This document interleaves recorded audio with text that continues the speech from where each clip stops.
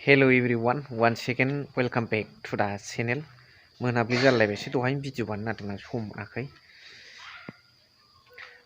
गिबियावनो नोंथांमोन बयनिसिमबो आंनि गोसो गोरबोनि गाहाम हामलायनायखौ जासिहरबाय, लोगोसे आसा खालामो इसोरनि अननायाव नोंथां बयबो मोजां दं। स' दिनैनि इमारजेन्सि फैब्रबनायनि खारना जाहैबाय जे नब सरनिया एसटि नङा होननानै फोरमान जाबाय। जोबोद मोजां मोनदां। आं बेखौ लिडारब्लाबो एमपि खननै जादोंब्लाबो आं सैखाथारा, आं सुखुखाथारा लिडारबो सानखाया आं बेखौ। खारना जाहैबाय बेनि लिडार जानायनि मेन उद्देश्यआनो जाहैबाय बर'फोरखौ दंस' खालामनाय, बिटिसिखौ दंस' खालामनायनो गोदोनिफ्रायनो होनबाय थाखायो। दा जासे लिडारनि इन्टेनसना डिस्ट्राक्टिभ माइन्ड जायोब्ला सोर फाग्ला पाब्लिकआ बेखौ लिडार साननांगौ? कनस्ट्राक्टिभ जा, नोंहा नोंनिखौ मावनानै जौगानानै दिन्थि। दि डिस्ट्राक्टिभ माइन्डनि लिडारखौ सोर गनायनो? मोजाङानो जादों।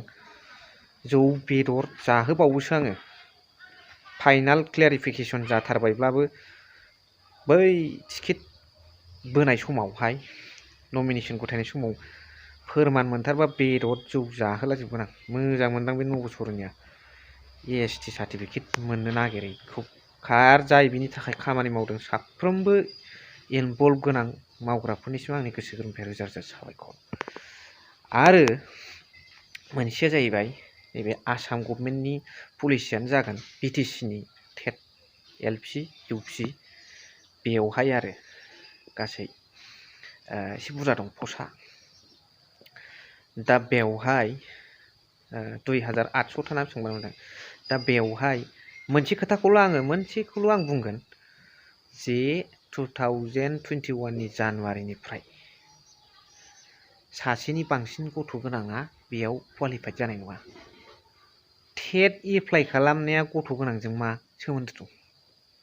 फाग्ला बांद्राय मावजि सियालनि सासन खालामनायाबो मोजां जायागोनलै।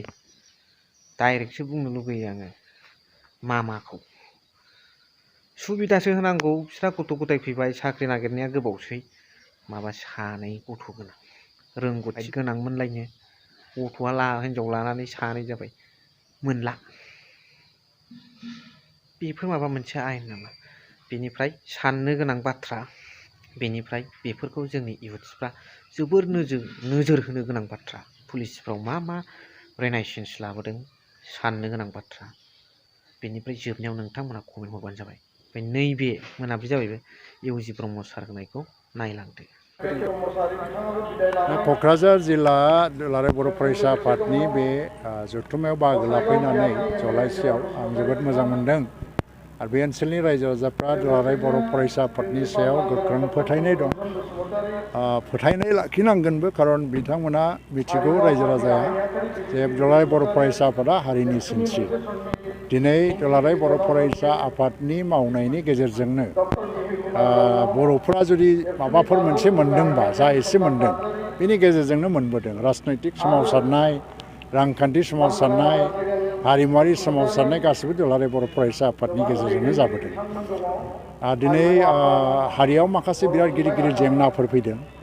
जोंहाथ' जेनेबा हा हुनि जेंना, राजनैतिक जेंना, बर' गोरोबथाखौ मावफुंनांगौनि जेंना, माने दाबि बिबान, आरो लोगोसे बिदिनो जोंनि मिडियामनि बा बर' मिडियामनि बा जोंनि दा सोलिबाय थानाय माखासे जेंनाफ्रा जोंनाव दंबाय थायो, राव थुनलाइनि जेंनाफ्रा। बेनि अनगायैबो दुलाराय बर' फरायसा आफादनि जारिमिनखौ नायोबा ससिय' इक'न'मि रिफर्मआव दुलाराय बर' फरायसा आफादा फ्राय दिनैनिफ्राय हमनानै लादो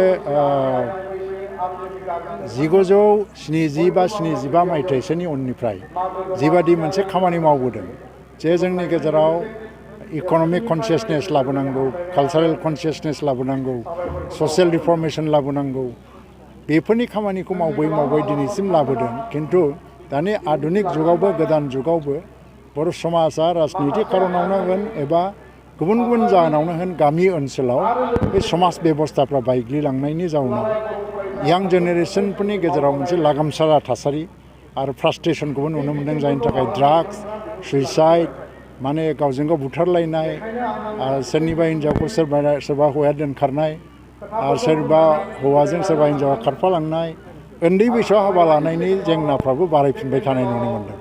थ' जोंनि हारिनि रांखान्थि राजखान्थि जेंनाखौ लानानै जुजिनायाथ' जुजिलांबाय थानांगोन।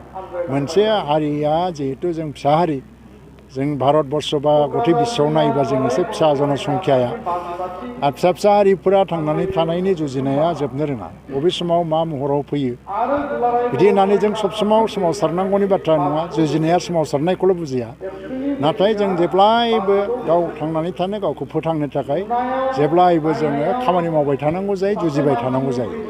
आरो बेनि गेजेरजों नैबे समाज बेबस्थाफ्रा जुदि गाज्रि रोखोमै गावस्रालाङोबा अब्लाबो मोनसे हारिया थांनानै थानो हाया। थ' बे बिथिङावबो दुलाराय बर' फरायसा आफादनि रला जोबोद गोनां जानानै फैदों। थ' बेखौनो दिनै आंनि बे जथुम्मानि गेजेरजों रायजो राजाखौ खावलायदों। बर'आ बर', बयनिबो गोसोआव बे रावनि जोंनि धोरोमा गोबां सोलायबाय, नंगौ आलदा आलदा धोरोमजों जाबाय, नाथाय रावा जोंना मोनसेयानो। रावखौ जोङो सनमान होनांगोन आरो जोंनि हारिमुखौ सनमान होनांगोन।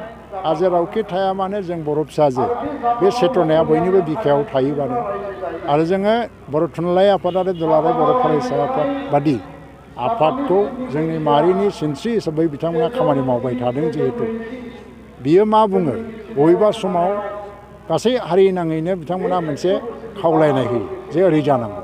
बेफोर खावलायनायफोरखौ जों जुदि मान होलायनो हायोबा अब्लानो जोंनि हारियाव खौसेथिया फैयो। दाबो जों खौसे, राजनैतिक भाबै गावस्रानाया गासिबो समाजाव फैयो, नाथाय जेला जातीय एबा सामाजिक संगठनफ्रा गोख्रों जायो, बिनि गोहोमफ्रा जेला गोख्रों जायो, राजनैतिक गावस्रायाबो मोनसे हारिखौ जेबो नस्थ' खालामनो हाया।